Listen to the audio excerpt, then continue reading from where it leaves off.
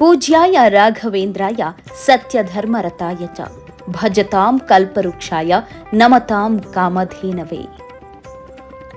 ದೇವರು ಅಂದ್ರೆ ತಿರುಪತಿ ತಿಮ್ಮಪ್ಪ, ಗುರುಗಳು ಅಂದ್ರೆ ಮಂಚಾಲೆ ರಾಘಪ್ಪ ಎಂಬ ಮಾತಿದೆ. ಈ ಇಬ್ಬರನ್ನ ನೋಡೋದಿಕ್ಕೆ ತಿರುಪತಿಗೆ ಹಾಗೆ ಮಂತ್ರಾಲಯಕ್ಕೆ ಲಕ್ಷಾಂತರ ಮಂದಿ ಹೋಗಿ ದರ್ಶನವನ್ನ ಪಡೆದು ಪುನೀತರಾಗ್ತಾರೆ. ಆದರೆ ಮಂತ್ರಾಲಯಕ್ಕೆ ಹೋದ ಬಹಳ ಮಂದಿ ಗುರುರಾಯರು ಮತ್ತು ಕೆಲವರು ಪಂಚಮುಖಿ ಆಂಜನೇಯ ದರ್ಶನವನ್ನ ಪಡೆದು ವಾಪಸ್ ಹೋಗ್ಬಿಡ್ತಾರೆ. ಮಂತ್ರಾಲಯದ ಹತ್ತಿರದಲ್ಲಿ ಇನ್ನೊಂದು ಪವಿತ್ರವಾದ ಕ್ಷೇತ್ರವಿದೆ, ಅದೇ ಬಿಚ್ಚಾಲಿ ಅಥವಾ ಈ ಹಿಂದೆ ಭಿಕ್ಷಾಲಯ ಅಂತ ಕರೆಯಲ್ಪಡ್ತಿದ್ದ ಕ್ಷೇತ್ರ ಇದು ಶ್ರೀ ಗುರು ರಾಘವೇಂದ್ರರ ತಪೋಭೂಮಿ ಅಂದ್ರೆ ತಪ್ಪಾಗ್ಲಾರ್ದು. ಅವರ ಪರಮಾಪ್ತರಾಗಿದ್ದ ಶ್ರೀ ಅಪ್ಪಣಾಚಾರ್ಯರ ಊರು ಕೂಡ ಇದೆ.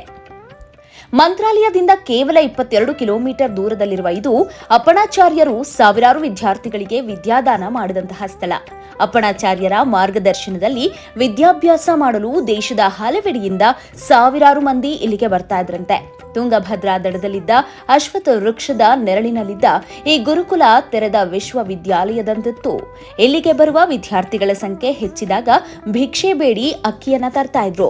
ಹೀಗೆ ತಂದ ಅಕ್ಕಿಯನ್ನ ತುಂಗಭದ್ರಾ ನದಿಯಲ್ಲಿ ತೊಳೆದು ಗಂಟು ಕಟ್ಟಿ ಅಲ್ಲಿದ್ದ ಅರಳಿ ಮರಕ್ಕೆ ಕಟ್ತಾ ಇದ್ರು. ದಿನ ಕೂಡ ವಿದ್ಯಾಭ್ಯಾಸ ಮುಗಿದ ಮೇಲೆ ಅಪ್ಪಣಾಚಾರ್ಯರು ಶ್ರೀ ಅನ್ನಪೂರ್ಣೇಶ್ವರಿಯನ್ನ ಧ್ಯಾನಿಸಿ ತೀರ್ಥವನ್ನ ಪ್ರೋಕ್ಷಿಸಿದರೆ ಗಂಟಿನಲ್ಲಿ ಕಟ್ಟಿಟ್ಟಿದ್ದ ಅಕ್ಕಿ ಅನ್ನವಾಗ್ತಾ ಇತ್ತಂತೆ. ಒಮ್ಮೆ ಇಲ್ಲಿಗೆ ಬಂದ ಶ್ರೀ ಗುರುರಾಯರು ಪವಿತ್ರವಾದ ಜಪದ ಕಟ್ಟೆ, 60 ವರ್ಷ ಹಳೆಯದಾಗಿದ್ದ ಅಪ್ಪಣಾಚಾರ್ಯರ ಮನೆ ಹಾಗೂ ಅವರು ನಡೆಸುತ್ತಿದ್ದ ಗುರುಕುಲದ ಬಗ್ಗೆ ತಿಳಿದು ಪ್ರಭಾವಿತರಾಗ್ತಾರೆ. ಮೊದಲ ಭೇಟಿಯಲ್ಲೇ ಆಪ್ತರಾದ ಇವರ ಸ್ನೇಹ ಎಷ್ಟರ ಮಟ್ಟಿಗೆ ಬೆಳೆಯುತ್ತೆಂದ್ರೆ ಶ್ರೀ ಗುರುರಾಯರು ಅಪ್ಪಣಾಚಾರ್ಯರ ಮನೆಯಲ್ಲೇ 13 ವರ್ಷಗಳ ಕಾಲ ತಂಗಿದ್ರಂತೆ. ಶ್ರೀ ಅಪ್ಪಣಾಚಾರ್ಯರ ಮನೆ ಈಗಲೂ ಕೂಡ ಅಲ್ಲೇ ಇದೆ. ಸುಮಾರು 13 ವರ್ಷಗಳ ಕಾಲ ರಾಯರು ಇಲ್ಲಿ ಜಪ ತಪಾದಿಗಳನ್ನ ಮಾಡಿದ್ರು. ಜಪದ ಕಟ್ಟಿಯಲ್ಲಿ ರಾಯರು ಕುಳಿತಿದ್ರೆ ಅಪ್ಪಣಾಚಾರ್ಯರು ಅವರ ಕಾಲನ್ನ ಒತ್ತುತ್ತಾ ಇದ್ರಂತೆ. ಅಪ್ಪಣಾಚಾರ್ಯರ ಮನೆಯ ಬೆಳದಲ್ಲಿದ್ದ ನಾಗರಹವು ಕೂಡ ರಾಯರಿಗೆ ಪರಮಾಪ್ತವಾಗಿತ್ತಂತೆ. ಅದು ಶೇಷ ದೇವರು ಎಂಬ ಹೆಸರಿನಲ್ಲಿ ರಾಯರ ಹಸ್ತದಿಂದ ಕಲ್ಲಿನ ರೂಪದಲ್ಲಿ ಈಗಲೂ ಕೂಡ ಅಪ್ಪಣಾಚಾರ್ಯರ ಮನೆಯಲ್ಲಿ ಪ್ರತಿಷ್ಠಾಪಿಸಲ್ಪಟ್ಟಿರೋದನ್ನ ನೋಡಬಹುದು. ಇನ್ನ ತಮ್ಮ ಕೈಯಾರೆ ರುಬ್ಬಿ ಚಟ್ನಿ ಮಾಡಿ ರಾಯರಿಗೆ ಬಳಸ್ತಾ ಇದ್ರು.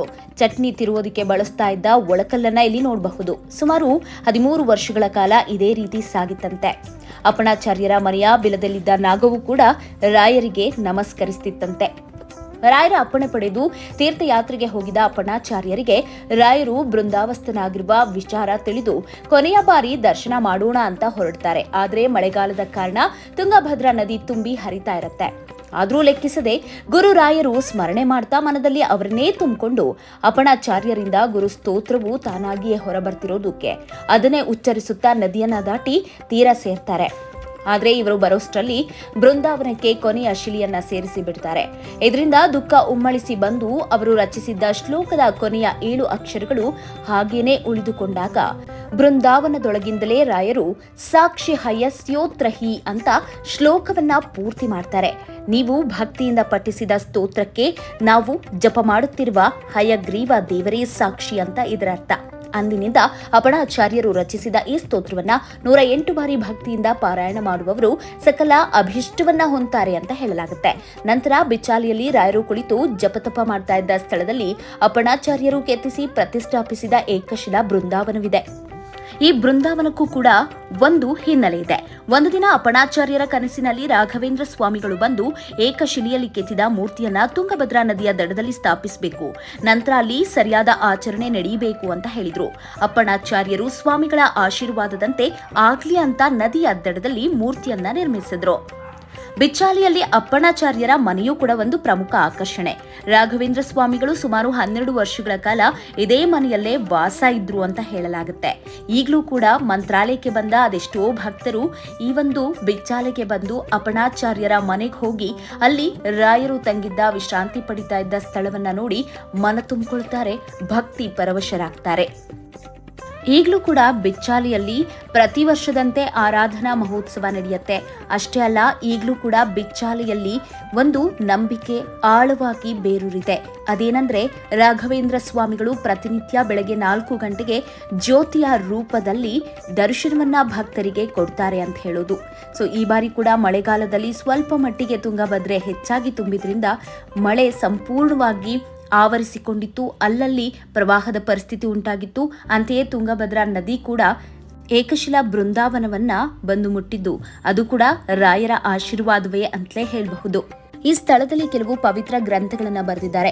ಈ ಸ್ಥಳದಲ್ಲಿ ಅಪ್ಪಣಾಚಾರ್ಯರು ತಮ್ಮ ಶಿಷ್ಯರಿಗೆ ವೇದಶಾಸ್ತ್ರಗಳನ್ನ ಕಲಿಸ್ತಾ ಇದ್ರು ಅಂತ ಹೇಳಲಾಗುತ್ತೆ. ಹಿಂದೆ ರಾಘವೇಂದ್ರ ಸ್ವಾಮಿಗಳು ಯಾವ ರೀತಿ ಸನ್ಯಾಸತ್ವವನ್ನ ಸ್ವೀಕರಿಸಿದ್ರು, ಅದಾದ ನಂತರ ಜನರಿಗೆ ಯಾವ ರೀತಿ ಕಾಯ್ತಾ ಇದ್ರು, ಅವರಿಂದ ಆದಂತಹ ಪವಾಡಗಳೇನು, ಯಾವ ರೀತಿ ದೇವರು ದರ್ಶನವನ್ನ ಕೊಡ್ತಾ ಇದ್ರು, ಎಲ್ಲ ವಿಚಾರಗಳು ಕೂಡ ಅಪ್ಪಣಾಚಾರ್ಯರ ಮನೆಗೆ ಹೋದ್ರೆ ನೀವು ಕಣ್ತುಂಬಿಕೊಂಡು ಬರಬಹುದು. ಒಮ್ಮೆ ನಮ್ಮ ಕಣ್ಮುಂದೆನೆ ರಾಘವೇಂದ್ರ ಸ್ವಾಮಿಗಳು ಬಂದು ಹೋದಂತಹ ಭಾಸವಾಗುತ್ತೆ. ಈ ಮನೆಯಲ್ಲಿ ಪ್ರತಿಯೊಂದು ಕುರುಹುಗಳು ಕೂಡ ನಾವಿಲ್ಲಿ ಕಾಣಬಹುದಾಗಿದೆ. ಇನ್ನು ಇಲ್ಲಿ ರಾಯರು ಮಲಗಿ ವಿಶ್ರಾಂತಿಯನ್ನ ಪಡಿತಾ ಇದ್ದಂತಹ ಸ್ಥಳ ಈಗಲೂ ಕೂಡ ಪರಮ ಪವಿತ್ರ ಅಂತಾನೆ ಹೇಳಬಹುದು. ಇಲ್ಲಿ ಹೋಗಿ ಒಮ್ಮೆ ರಾಯರನ್ನ ನೆನಪು ಮಾಡಿಕೊಂಡು ವಿಶ್ರಾಂತಿ ಪಡಿತಿದ್ದ ಸ್ಥಳಕ್ಕೆ ಹೋಗಿ ಬಂದ್ರೆ ಮನಸ್ಸಿಗೇನೋ ಒಂದು ರೀತಿ ಉಲ್ಲಾಸ, ನೆಮ್ಮದಿ, ಶಾಂತಿ ಎಲ್ಲವೂ ಕೂಡ ಸಿಗತ್ತೆ.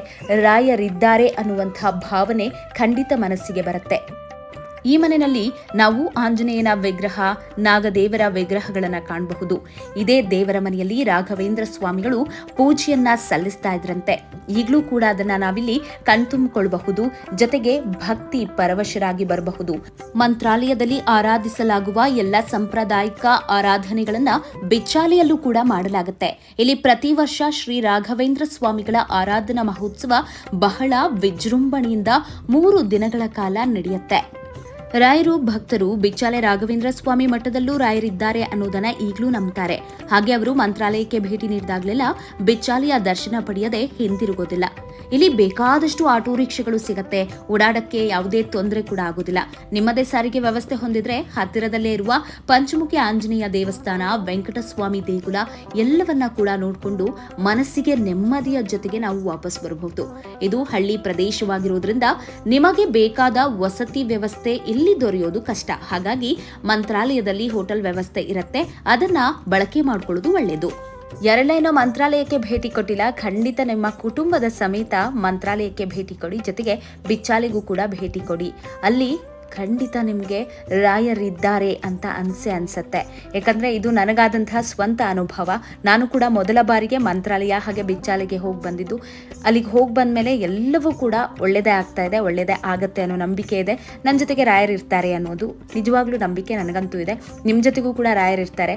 ರಾಯರು ಹೇಳ್ತಾರಂತೆ, ನನ್ನ ಬಳಿ ಬಂದು ಕಷ್ಟ ಹೇಳ್ಕೊಡ್ಬೇಡಿ, ಕಷ್ಟಕ್ಕೆ ಹೇಳಿ ರಾಯರಿದ್ದಾರೆ ಅಂತ.